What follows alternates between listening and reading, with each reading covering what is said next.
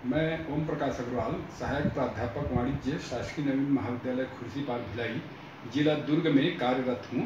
मेरे द्वारा आज मार्केटिंग ग्रुप के अंतर्गत विपणन अनुसंधान विषय में इकाई 4 के अंतर्गत मूल्य या कीमत निर्णय पर व्याख्यान प्रस्तुत किया जा रहा है, जो बी.कॉम अंतिम एवं एम.कॉम चतुर्थ सेमेस्टर के विद्यार्थियों के लिए काफ़ी उपयोगी साबित होगा, ऐसा उम्मीद है।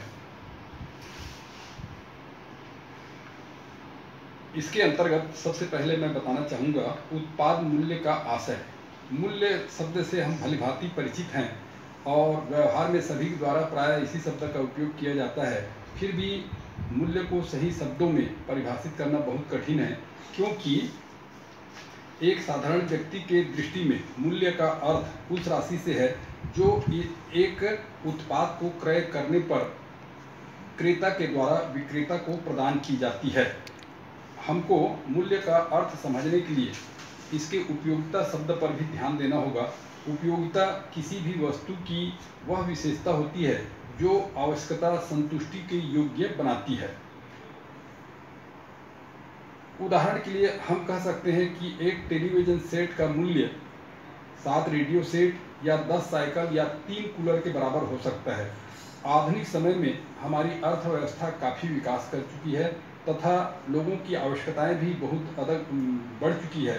ऐसी अवस्था में अब अदल बदल व्यवस्था के स्थान पर मुद्रा को ही मूल्य का सामान्य परिचायक के रूप में प्रयोग किया जाता है। अतः वस्तु के मौद्रिक मूल्य को दर्शाने के लिए मूल्य या कीमत शब्द का प्रयोग किया जाता है।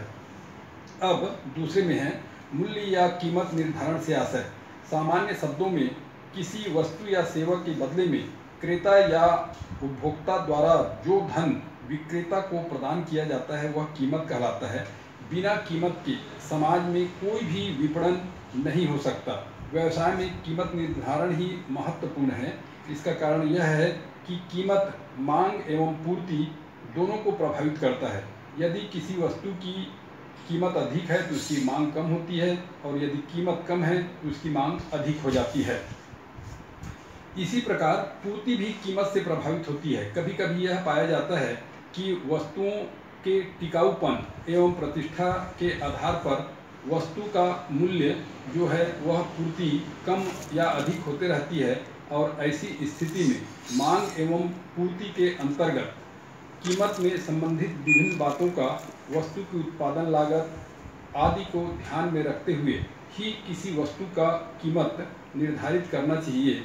उचित निश्चित कीमत तय करना ही कीमत निर्धारण कहलाता है और इस कीमत निर्धारण के बारे में अंतिम निर्णय ही कीमत निर्णय कहलाता है।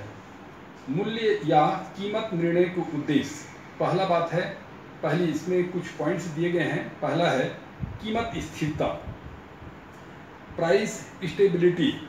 कीमत नीति में वस्तु की कीमत का निर्धारण इस प्रकार से किया जाता है जिससे कि उसकी कीमतों में स्थिरता बनी रहे और ग्राहकों एवं उपभोक्ताओं का विश्वास प्राप्त करते रहे। इससे आगे चलकर संस्था की ख्याति बढ़ती जाती है और संस्था की ख्याति बढ़ने के साथ साथ उत्पादक द्वारा बेची जाने वाली वस्तुओं की मात्रा में भी लगातार वृद्धि होती जाती है।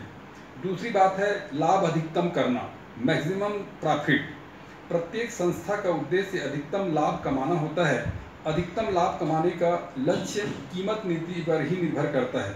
अतः प्रत्येक संस्था को अपनी कीमत नीति ऐसी निर्धारित करनी चाहिए ताकि वह अधिक से अधिक मात्रा में वस्तु का विक्रय करके अधिक से अधिक लाभ प्राप्त कर सके। तीसरा है ग्राहकों की संख्या को अधिकाधिक करना, मैक्सिमम नंबर ऑफ कस्टमर।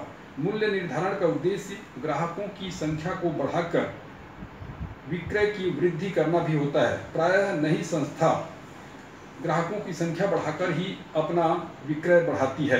चौथा, फर्म का दीर्घकालीन कल्याण, long run welfare of the firm.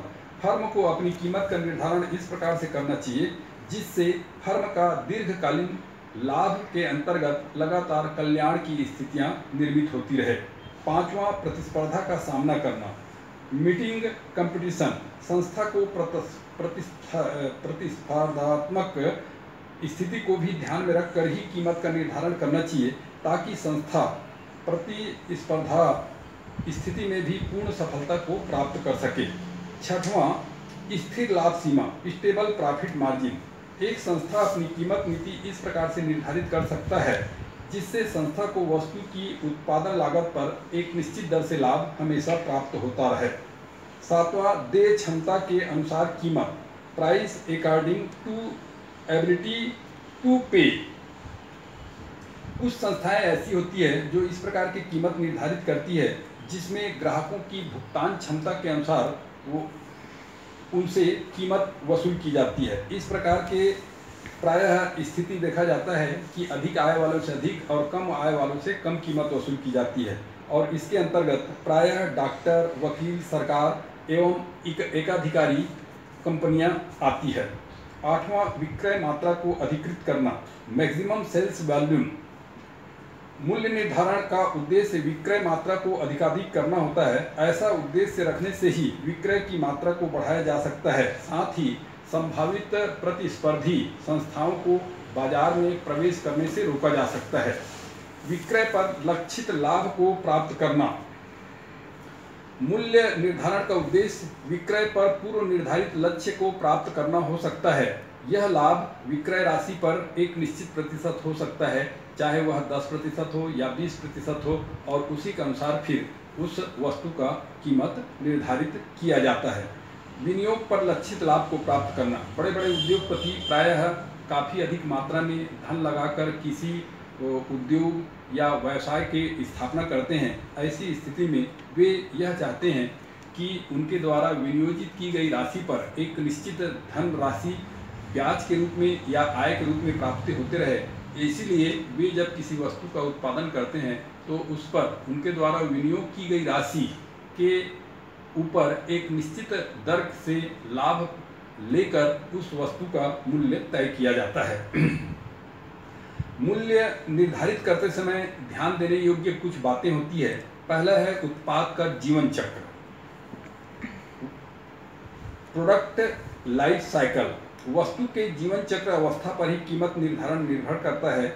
वस्तु की ऊंची कीमत या नीची कीमत निर्धारित करना चाहिए, क्योंकि उस समय बाजार में प्रतियोगिता का अभाव रहता है। वस्तु के आगे की अन्य दशाओं में प्रतियोगियों का बाजार में प्रवेश होता है और इसके फलस्वरूप फर्म की कीमत निर्धारण की स्थिति संकुचित हो जाती है। दूसरा, व्यवसाय का उद्देश्य। एक व्यावसायिक क्रम को स्थापना का निश्चित उद्देश्य लाभ प्राप्त करने का होता है और विनियोजित धन पर उचित आय प्राप्त करने का होता है। प्रतियोगी बाजार में अधिक बाजार प्राप्त करने का होता है। अतः प्रबंधक को इन सभी उद्देश्यों को ध्यान में रखकर ऐसी मूल्य नीति निर्धारित करनी चाहिए जिससे कि आसानी से समस्त उद्देश्यों की पूर्ति हो सके। तीसरा, उत्पाद विभक्तिकरण, प्रोडक्ट डिफरेंशिएशन। वस्तु का बाजार उसकी कीमत के साथ विभिन्नताओं पर भी निर्भर करता है।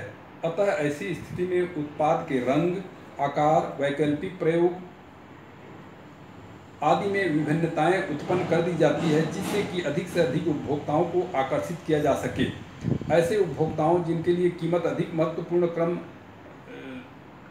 निर्धारण तत्व नहीं होता, वे वस्तु की कीमत के स्थान पर फैशन, स्टाइल, गुण, टिकाऊ उत्पाद सेवा आदि को प्राथमिकता देते हैं। चौथा, उत्पाद की लागत, कास्ट ऑफ प्रोडक्ट। कीमत एवं लागत में घनिष्ठ संबंध होता है, इसीलिए कीमत निर्धारित करते समय इस बात का विशेष ध्यान देना चाहिए कि किसी भी वस्तु का कीमत उस तरह से निर्धारित किया जाए ताकि लागत मूल्य से कुछ अधिक मूल्य प्राप्त किया जा सके। मांग की कीमत की लोच। मूल्य निर्धारित करते समय मांग की कीमत लोच का भी ध्यान रखना चाहिए। कीमत लोच का आशय कीमत में परिवर्तन के फलस्वरूप उस वस्तु के मांग में कमी या वृद्धि होने से होता है। जैसे नमक एवं मिट्टी तेल की मांग जो है बेरोजगार होती है, इसका मूल्य यदि बढ़ा भी दिया जाए तब भी इसकी मांग कम नहीं होती, पर यदि इसके स्थान पर रेडियो, कलर टीवी आदि की मांग लोजदार होती है, यदि इसकी कीमत में वृद्धि की जाती है तो इसकी मांग में कमी आ जाती है।